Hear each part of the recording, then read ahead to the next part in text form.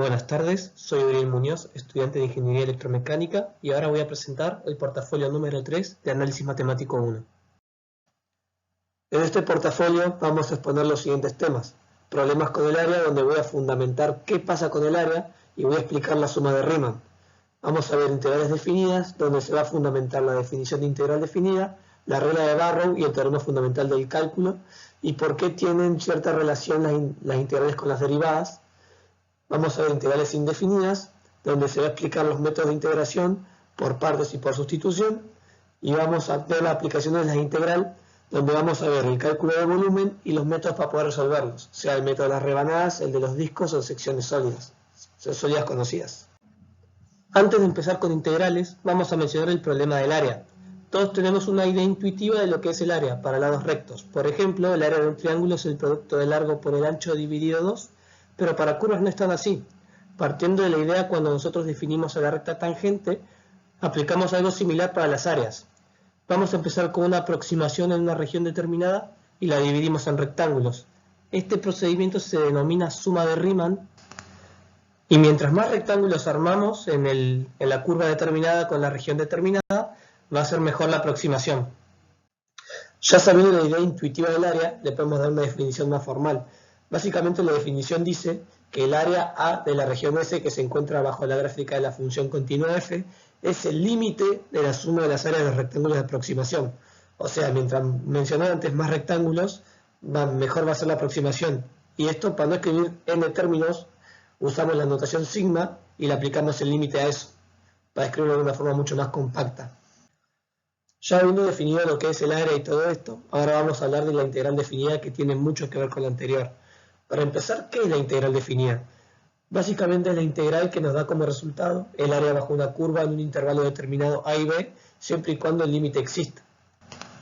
Pero la definición formal dice: sea una función f de x definida en un intervalo a y b, dividido en n subintervalos del mismo ancho delta x, igual a b menos a sobre n, y siendo a y b los extremos del intervalo, entonces la integral definida de f de x desde a hasta b es básicamente la notación integral de ab de f de x por diferencial x, donde podemos ver claramente donde a y b son los extremos del intervalo y todo lo que está por debajo de la curva es el resultado de la integral.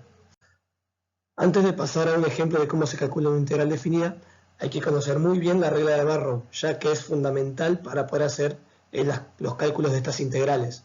La regla de Barrow dice lo siguiente: que es en una integral definida, la función es continua en f de x en un intervalo cerrado a y b, es igual a la diferencia entre los valores que toma una función primitiva de f de x en los valores del intervalo.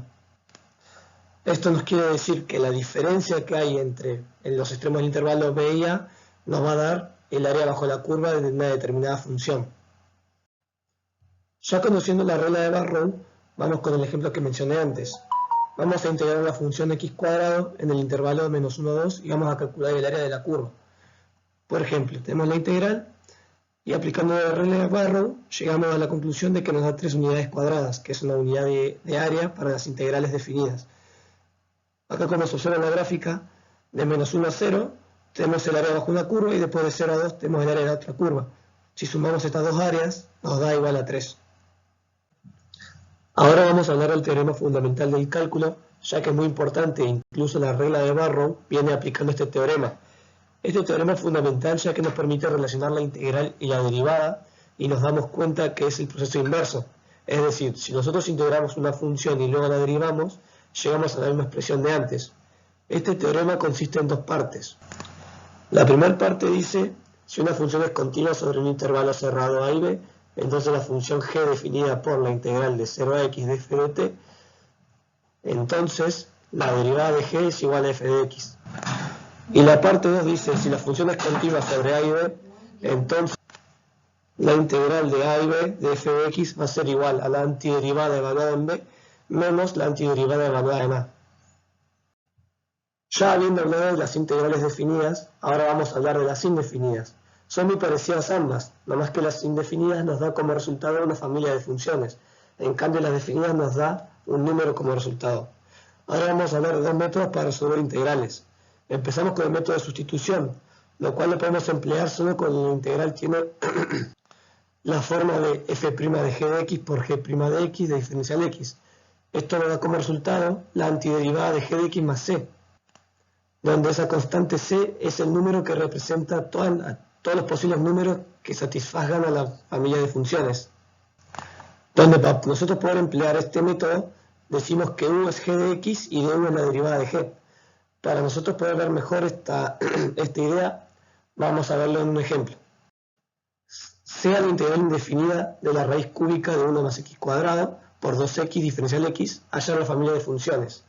Bueno, para empezar, nosotros podemos plantear que u es 1 más x cuadrado por diferencial x.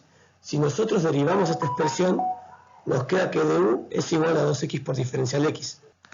Donde nosotros acá tuvimos que hacer un cambio de variable, y lo que tenemos que hacer es reemplazar donde dijimos lo que era u acá, y du es 2x por diferencial x. Entonces nos queda solo du. Ahora, como dejamos una expresión mucho más fácil de integrar, hacemos la integral, donde después cuando hacemos el resultado final, reemplazamos u por nuestra función original y nos queda el resultado más c.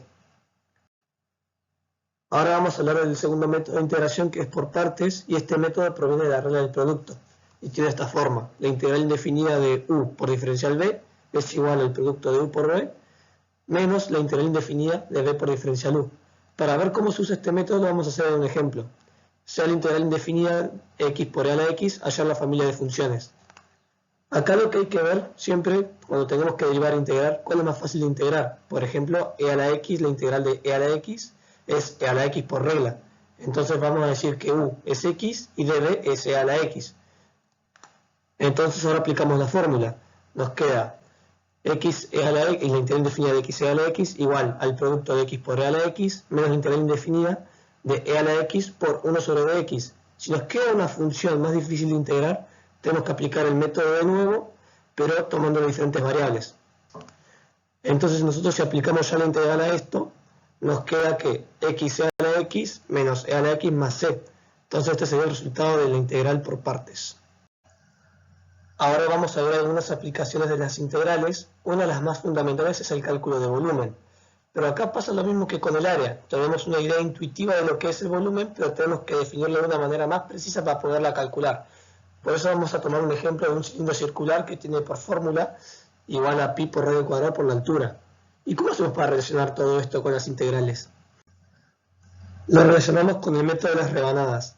Si tenemos una figura que no es un cilindro, como en este caso, lo que hacemos es cortar de forma transversal a S y la aproximamos a un cilindro.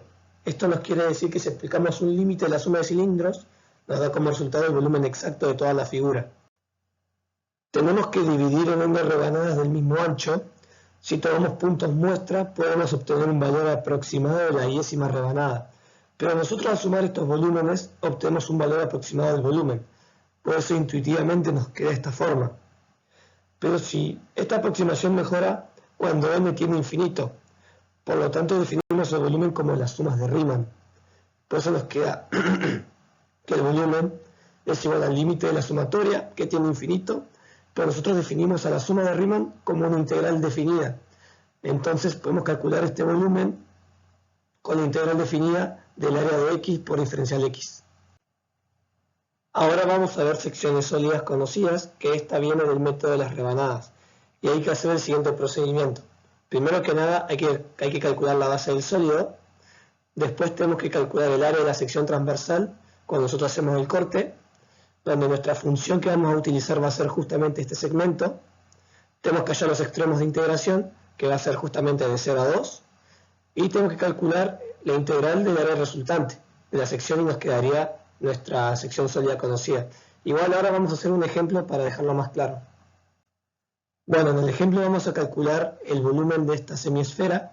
Lo primero que habría que hacer es dibujar el sólido y la base, y después tendremos que calcular el área de la sección transversal, o sea, calcular esta sección. Pero nosotros todavía no conocemos el radio. Nosotros, para poderlo plantear, tenemos que hacer la diferencia del techo menos el piso, básicamente, sobre 2 por ser una semicircunferencia, y nos queda esta expresión. Entonces esta expresión es nuestro radio y lo ponemos en la función del área. Lo que nosotros después tenemos que hacer es plantear los ejes de integración. Simplemente es igualar las dos ecuaciones a 0 para poder hallar los extremos donde se intersectan las rectas. Y después de hacer esto, lo único que nos queda plantear es la integral, o sea, los extremos de integración que son de -1 a 1, como nos dio acá, y como resultado nos da 8/15 de pi. Ahora por último vamos a ver sólidos de revolución. ¿Y qué son los sólidos de revolución? Son los sólidos que se generan al hacer girar sobre un eje una región determinada. Vamos a ver uno de los métodos más usados, que es el método de los discos. Consiste en formar discos que son cilindros y forman una suma de cilindros en un intervalo cerrado determinado. Muy similar a la suma de Riemann y consiste de 3 procedimientos. Graficar la región en la que se va a hacer rotar el sólido, determinar los límites de integración y plantear y resolver la integral. Ahora vamos a hacer un ejemplo de cómo podremos resolver un ejercicio de estos con este mismo método. En este ejemplo vamos a calcular el volumen del sólido que resulta al girar alrededor del eje X la región limitada por la curva y igual a raíz cuadrada de X y las rectas y igual a 0 y X igual a 4. Lo primero que hay que hacer es graficar la función raíz de X, donde la región ya está limitada de 0 a 4 y es en esa región donde va a rotar el sólido. Esto lo que vamos a hacer es generar un disco en cualquier parte de esa región y como es un cilindro lo que se forma, utilizamos la fórmula de área del cilindro, donde el radio es la función raíz de X y la altura diferencial de X. Teniendo todo esto podemos formar la integral, que nos queda la integral definida de 0 a 4 de pi por raíz cuadrada de X al cuadrado, todo esto por la fórmula de cilindro, del volumen del cilindro, donde como pi es una constante lo sacamos de afuera y el cuadrado con la raíz se va, y entonces nos queda pi por la raíz, o sea por la integral definida de 0 a 4 de X por dx, aplicamos la integral y por el teorema fundamental del cálculo lo resolvemos y nos queda que el volumen del sólido es 8 pi unidades cúbicas. Todo esto se hizo al hacer rotar la función. Y esta ya sería la gráfica que se generó al hacer rotar la función raíz de X en una región de 0 a 4. Bueno, y con esto concluimos con la presentación, así que bueno, muchas gracias por el tiempo y muchas gracias por su atención.